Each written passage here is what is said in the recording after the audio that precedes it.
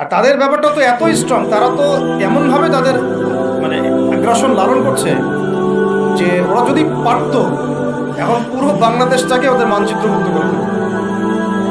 ষড়যন্ত্র কিন্তু এই পর্যন্ত।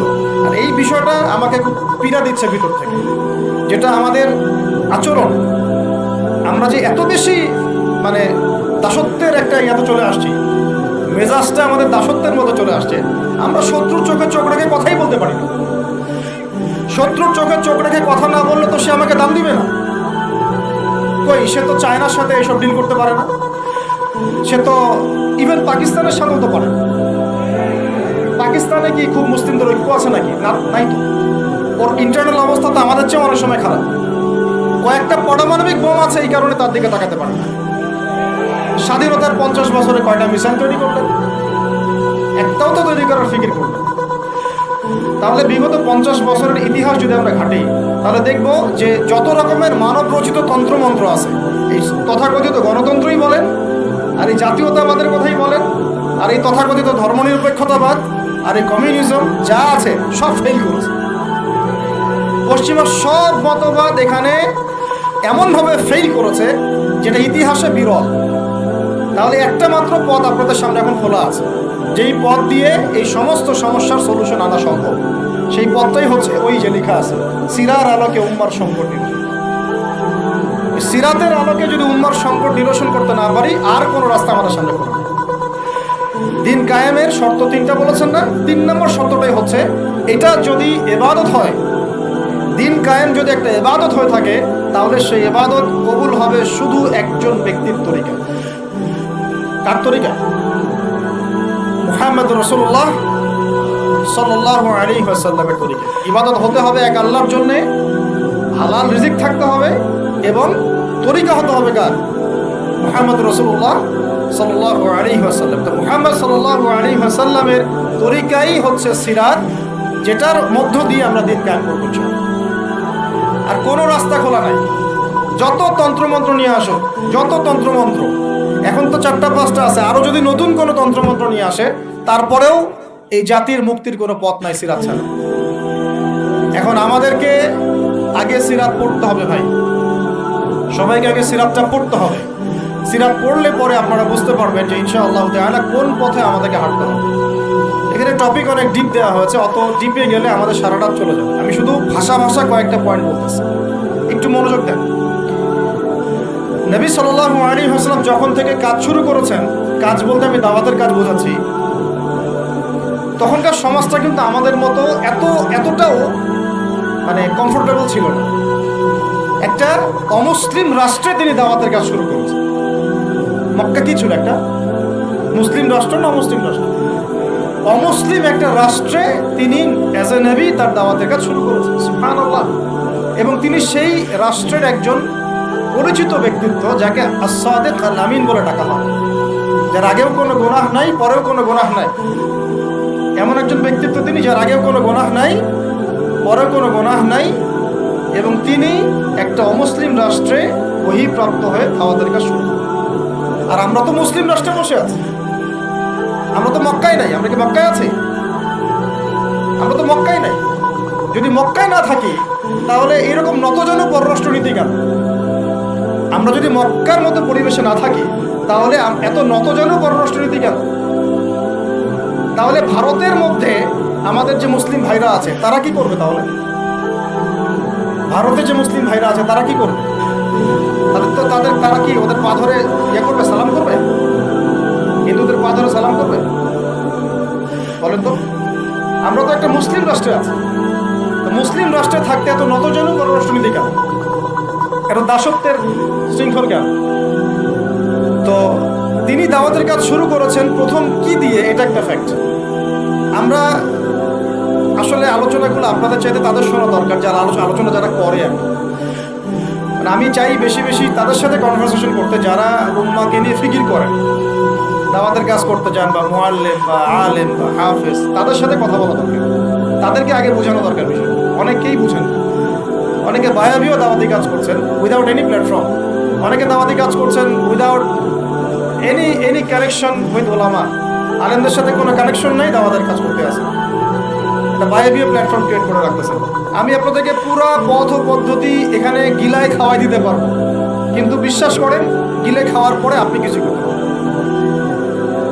কেন পারবেন না? আপনার কোনো অ্যাসোসিয়েশন নাই, কোনো ফাউন্ডেশন নাই, কোনো সংগঠন নাই, কোনো রাজনৈতিক ক্ষমতা নাই, কোনো রাজনৈতিক দলও নাই, রাজনৈতিক কোনো অ্যাপ্রোচও নাই। কিন্তু একটা সেকুলার রাজনৈতিক দল আপনার চেয়ে ভালো ফিল্ড ওয়ার্ক করতে পারবে, কারণ তার চেইন অফ কমান্ড আছে। আমাদের তাওহীদপন্থীদের কোনো চেইন অফ কমান্ডই নাই। বলে আসতেছি বিগত 5 বছর 10 বছর থেকে একই বয়ান, মাথায় ঢুকে না জিনিসটা। চেইন অফ কমান্ড বলে একটা কিছু আছে, যেখানে একজন আমির নাই, যেখানে একজন ইমারা নাই, একটা আমির নাই, আসাম নাই, বায়া নাই, যেখানে শুনলাম মানলাম আনুগত্য করলাম, আমির মামুর জামা ইমারা এগুলো নাই, সেখানে তো চেইন অফ কমান্ড আসবে না। তাবলীগ জামাত কাজ করছে না? করছে কিনা? একটা শুরা পর্ষদ আছে না, শুরাই নিজামি আছে না, আমির আছে না, কাজ করতেছে, ফলাফল পাচ্ছে মাশাআল্লাহ। জামাত ইসলাম কাজ করছে না? একটা চেইন অফ কমান্ড আছে, প্রত্যেকটা জেলায় জেলায় শাখা আছে, তারা তাদের উপরের লেভেল থেকে কোনো ডিরেকশন আসলে সেটাকে লেভেলে বাস্তবায়ন করছে। তারপরে ধরেন যে ইভেন এই যে আওয়ামী লীগ চলে গেল, তার একটা চেইন অফ কমান্ড ছিল না? ছিল কি না? উপরে যে বলতো জঙ্গি, নিজের ওই ব্যক্তিও বলতো হ্যাঁ সে জঙ্গি, এমন একটা চেইন অফ কমান্ড ওদের ছিল না? এখন বিএনপি যারা রাজনীতি করতেছে ওদের নাই? আছে। এখন আপনি বলেন ইসলামপন্থীদের রাজনৈতিক দল কয়টা? একটা আছে আমাদের শাসনতন্ত্র, একটা হচ্ছে হেফাজতে ইসলাম, আর কি হেফাজতে ইসলাম তো আসলে কোনো রাজনৈতিক ব্যাকগ্রাউন্ড থেকে আসে না, এটা এসেছে আপনারা তো জানেন হিস্ট্রি, কোন প্রেক্ষাপটে এটা তৈরি হয়েছে, শাপলা চত্বরে ঘটনা, তাই না? আর জামাত ইসলাম। আর কথা হচ্ছে যে আমাদের তো মানে পৃথক পৃথক প্ল্যাটফর্মগুলোর মধ্যে একটা ঐক্যবদ্ধ সমন্বয় সবার আগে দরকার, তারপরে আমাদের একটা বৃহত্তর চেইন অফ কমান্ড দরকার। তখন কি হতো যে উপর থেকে একটা কিছু ছেড়ে দিলে একদম নিচ পর্যন্ত আসতে সময় লাগবে। এখন এগুলোর বাইরে আবার যারা চান যে না কোরআন এবং হাদিস, ইসলামী ইমারা শরিয়া এগুলো বাস্তবায়ন হবে, দাওয়াতের সাথে সাথে জিহাদ থাকতে হবে, এবং আমরা কোনো গণতন্ত্র সেকুলারিজম এইসব পশ্চিমা আদর্শে যাব না, তারা ফেসবুকে বায়োবিও ঘুরে বেড়াচ্ছে, ফেসবুকে বায়োবিও ঘুরে বেড়াচ্ছেন, ইউটিউবে ইন্ডিভিজুয়ালি কাজ করছেন, সবার নিজস্ব স্বতন্ত্র মার্কাজ মাকতাবা ইত্যাদি ইত্যাদি, কোনো সমন্বিত প্রয়াস নেই। এইভাবে তো হবে না। এইভাবে কি হবে? সর্বোচ্চ এককভাবে কিছু দাওয়াত দেওয়া যাবে। কিন্তু নবী সাল্লাল্লাহু আলাইহি ওয়াসাল্লাম ওহী প্রাপ্ত হওয়ার পরেই দাওয়াতের যে কাজ শুরু করলেন, এটাই চেইন অফ কমান্ড। সুবহানাল্লাহ। একটা জামার মধ্যে তিনি সবাইকে নিয়ে আসছেন।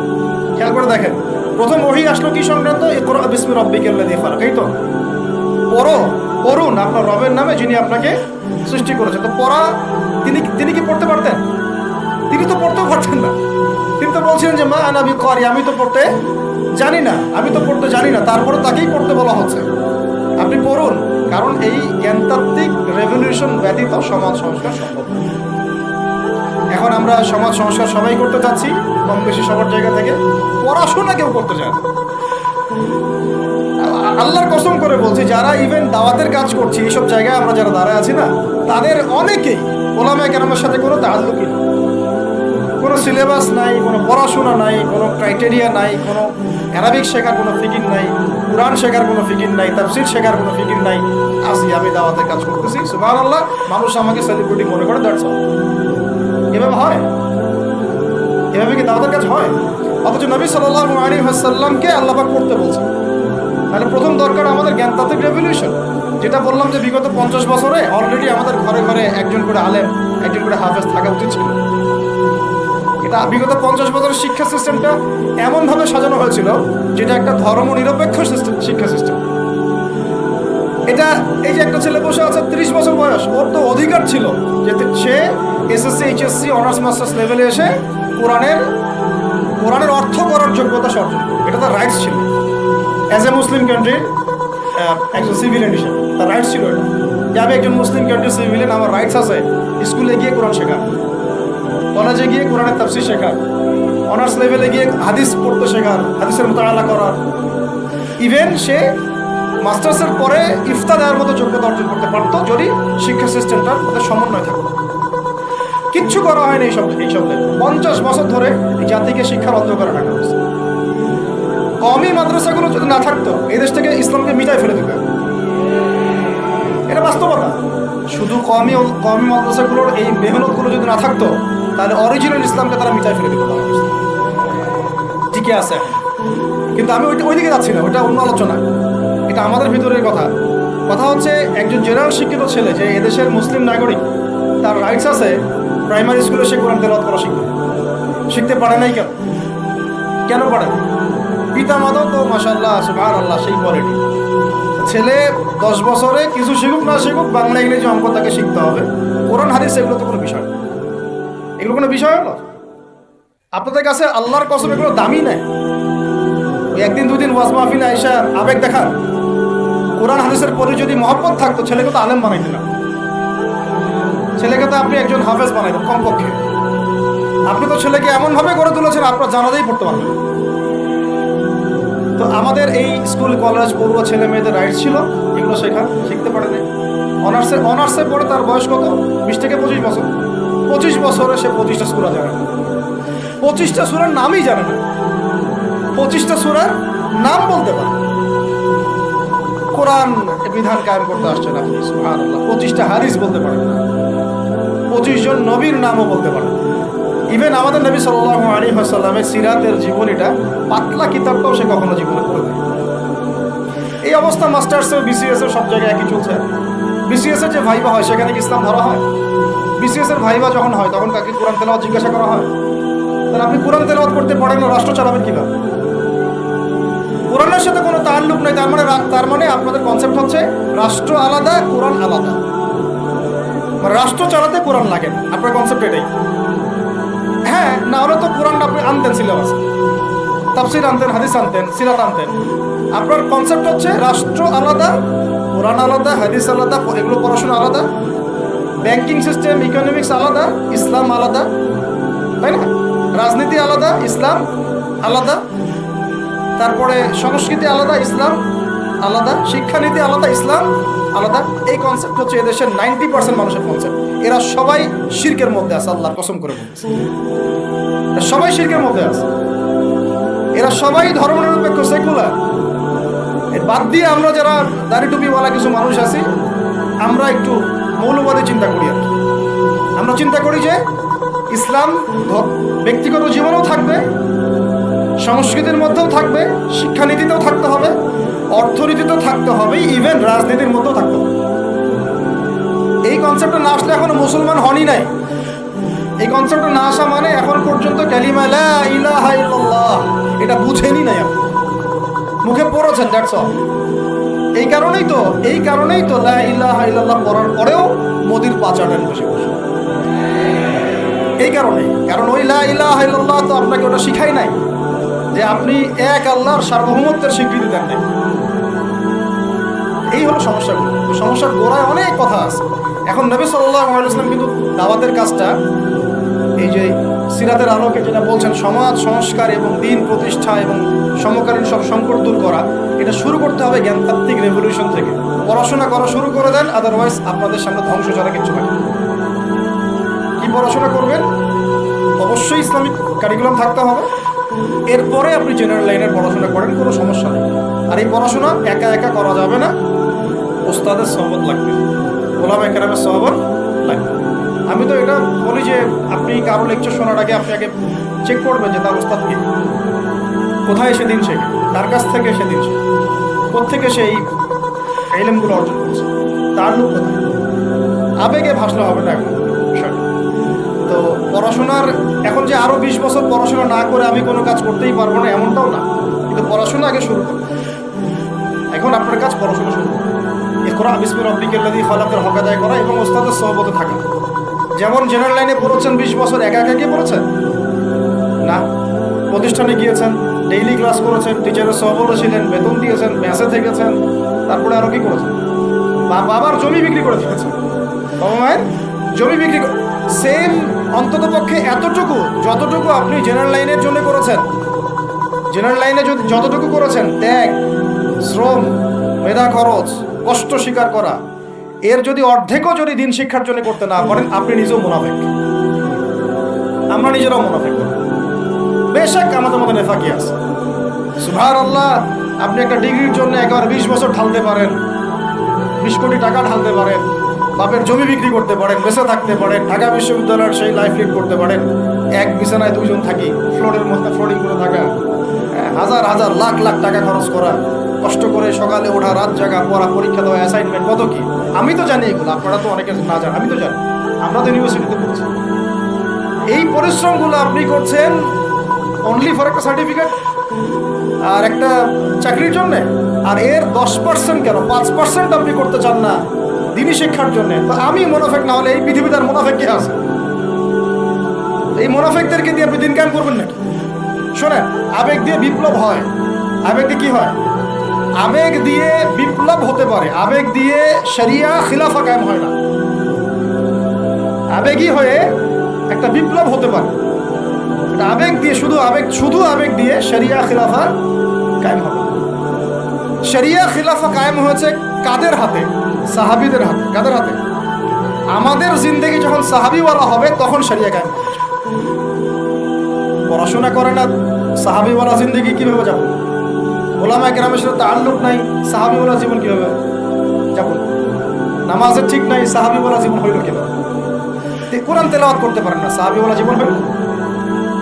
দিনের জন্য আমর বিল মারুফ নাহি আনিল মুনকারের কাজ নাই, ওই যোগ্যতাও নাই, তাহলে সাহাবীওয়ালা জীবন হইল কি? চেহারা সুরতের মধ্যে ইসলাম নাই, সুন্নতের প্রতি পাবন্দি নাই, সাহাবীওয়ালা জিন্দেগি হলো কি? সাহাবীদের হাতে বদর যুদ্ধ হয়েছে, জয়লাভ করেছে। উহুদ প্রায় জিতেইছি, এটা জিতেই বলা যায়, সাময়িক বিপর্যয় হয়েছে। খন্দক, খায়বার, মুতা, ইয়ারমুক কাঁপিয়ে দিয়েছে কারা? সাহাবীরা। সাহাবীওয়ালা ইমান, সাহাবীওয়ালা আমল, সাহাবীওয়ালা আখলাক, সাহাবীওয়ালা মেহনত হলে পরে বাংলার মাটিতে দিন কায়েম হবে।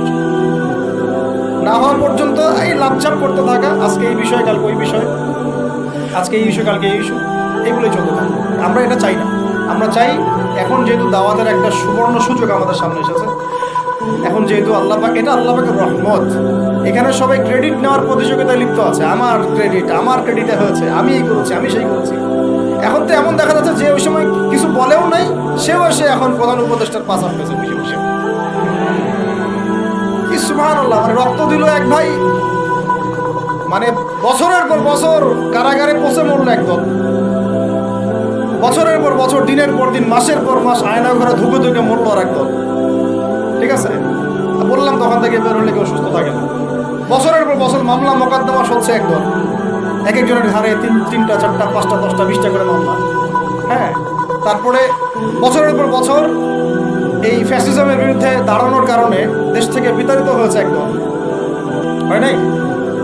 শাপলা চত্বরে রক্ত দিয়েছে আর একদল। তারপরে এই ছাত্র ভাইদের হাজার হাজার পঙ্গু হয়ে পড়ে আছে বিভিন্ন জায়গায় আর একদল, আর শত শত মানুষ রাস্তায় প্রাণ দিল আর একদল, আর উড়ে এসে জুড়ে ক্ষমতায় বসলো আর একদল। সার্কাস চলতেছে, এবং এখন তাদের লেজুর ভিত্তি করতেছে আরেক দল, তাদের লেজুর ভিত্তি করতেছে নতুন আর একটা সম্প্রদায়, নতুন এক প্রাণী। তার চক্ষুর লজ্জাও নাই। চক্ষুর লজ্জাটুকু, এক তাগুত ছিল, সেই তাগুত আল্লাহ বিরোধী কাজ করত, কিছু ভাই এর প্রতিবাদ করত, যারা প্রতিবাদ করতো ওদেরকে এরা বলতো খারেজি, এদের মানহাজ ঠিক নাই, আকীদা ঠিক নাই, এর উগ্র, ইত্যাদি ইত্যাদি। এবং তাদের কারণেই কিন্তু এই ভাইগুলোকে আয়না করে যেতে হয়েছে। এটা খোলামেলা বলে দিলাম, এদের কারণেই এই ভাইদেরকে কোথায় যেতে হয়েছে? আয়না করে যেতে হয়েছে। তারপরে ছাত্র ভাইরা দেখা গেল যে বিপ্লব করে, প্রতিবাদ করে একদম সরকার ফেলে দিল। ফেলে দেওয়ার পরে যখন আবার নতুন কেউ আসলো, এই নতুন যারা আসলো তাদের পাচাটা আবার ফরজ হয়ে গেল। তখন হইল ফতোয়া কি? সরকার আনুগত্য করা ফরজ। ইসলাম শিখতেছেন এদের কাছ থেকে আপনারা। দেখ, আমি এইগুলো বলতে গেলে একটু হাইপার হয়ে যায়, আল্লাহ পাক মাফ করেন। আস্তাগফিরুল্লাহ আল্লাযী লা ইলাহা ইল্লা